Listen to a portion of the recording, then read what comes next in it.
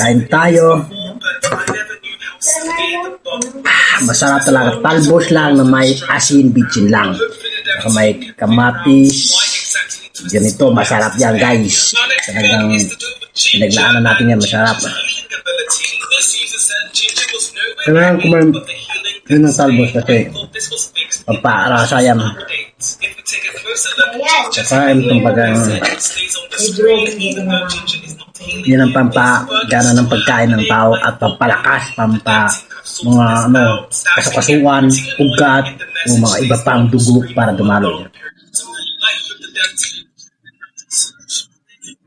Kasi bitchin lang, kung pwede nyo lagyan ng ng luya, masarap sabaw, asin bitchin, asin.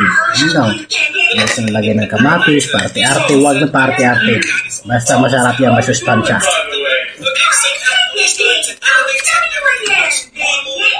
Tapos may isda. Isda.